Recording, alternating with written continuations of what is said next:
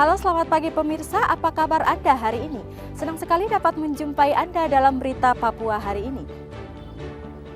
Saya Yuni Rumbarar bersama tim redaksi telah menyiapkan sejumlah berita menarik dan aktual bagi Anda. Berikut 3 berita utama. Puluhan mahasiswa berunjuk rasa menuntut kejaksaan segera menyidangkan kasus pembunuhan staf Bawaslu Yahukimo.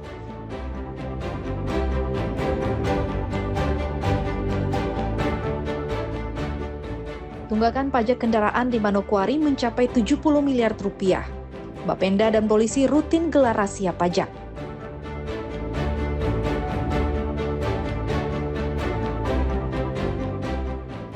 Serunya mengajak keluarga berlibur dengan memancing ikan bersama di kolam pemancingan.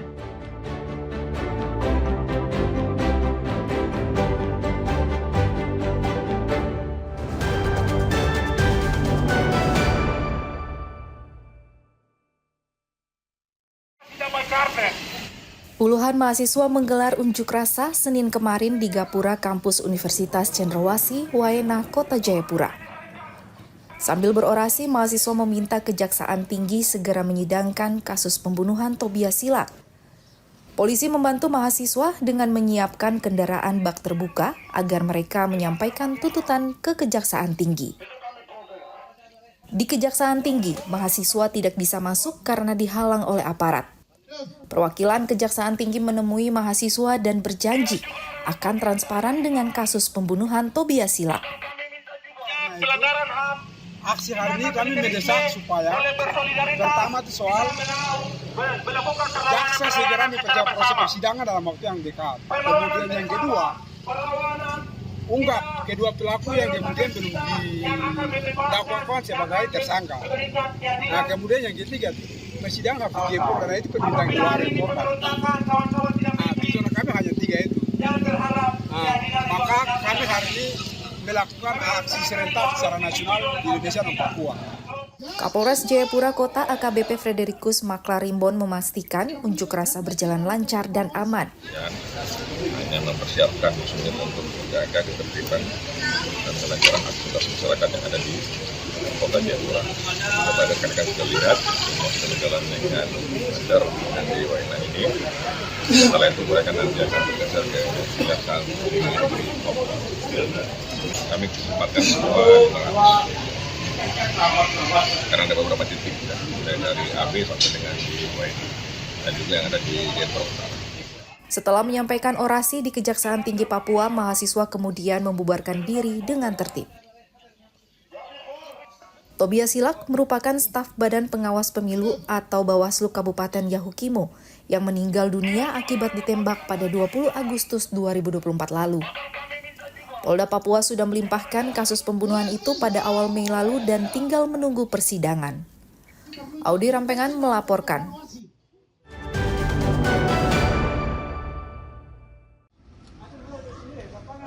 Kondisi dermaga Pulau Dom, Kota Sorong saat ini memprihatinkan. Beton dermaga sudah rusak, namun terus digunakan untuk aktivitas pelabuhan. Sudah 3 tahun, dermaga ini rusak dan tidak diperbaiki oleh Pemkot Sorong. Warga Pulau Dom, Yaroso Moai mengatakan, kondisi ini cukup miris karena Pulau Dom akan didorong menjadi situs kota tua di Papua Barat Daya. Tentang kawasan kota tua di Pulau Dom. Dermaga ini masuk, sehingga sangat disayangkan kalau kondisi sudah sangat tua dan dia tergolong dalam salah satu objek diduga cagar budaya. Kemudian kapal-kapal yang ada di belakang ini yang tidak tahu milik agen kah, milik perusahaan-perusahaan pelayaran yang berlabuhnya tidak jelas, itu sangat merusak. Kalau kita melihat ke arah pojok sebelah sana itu boulder-boulder kapal itu kan rusak karena ini di hantaman kapal ini. Jadi banyak sekali objek diduga dari salah satu struktur cagar budaya ini bisa hilang dan rusak. Sangat disayangkan kalau dia rusak karena kapal yang tidak jelas berlabuh ini. Warga juga mendesak pemerintah memindahkan kapal yang sudah rusak dan tidak berlabuh di dermaga Pulau Dom. Dermaga Pulau Dom merupakan satu-satunya pintu masuk ke distrik Sorong Kepulauan. Pulau Dom mempunyai saksi sejarah awal mula terbentuknya kota Sorong. Topan melaporkan dari Sorong, Papua Barat Daya.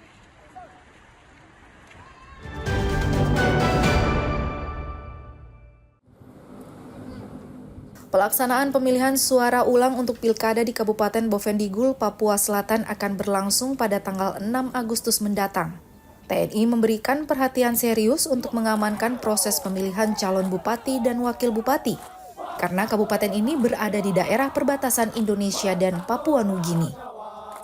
Danrem Animti Waninggap Merauke Brigjen Andi Setiawan mengaku sudah menyiagakan Satgas 801 di perbatasan. Ditambah lagi anggota Kodim Boven yang berjumlah sekitar 200 anggota. Kita sampaikan 660 personil, yang dari Kodim 226 personil sudah kita siagakan. Nanti mengikuti dinamika di lapangan, berapa nantinya Dandim membutuhkan personil untuk bisa kita gelar di 221 TPS nantinya. Sampai saat ini memang ada beberapa isu namun tidak bisa saya lempar di sini, namun sampai sejauh ini sih masih kondusif, masih bisa kita kendalikan situasi di Boven. Tentunya kegiatan yang mungkin akan lebih pada titik rawan nanti personilnya ini kan mungkin saat di pasca pencoblosan. Nanti saat termasuk nanti penghitungan suara, termasuk nanti rapat pleno nanti itu yang mungkin akan menjadi cukup fokus pasukan yang cukup besar. Danrem mengatakan TNI akan memusatkan perhatian pada pasca pencoblosan dan perhitungan suara karena rawan terjadi konflik. Pemilihan suara ulang di Kabupaten Bovendigul, Papua Selatan akan diikuti 4 pasangan calon bupati dan wakil bupati. Muhammad Ridwan melaporkan dari Merauke, Papua Selatan.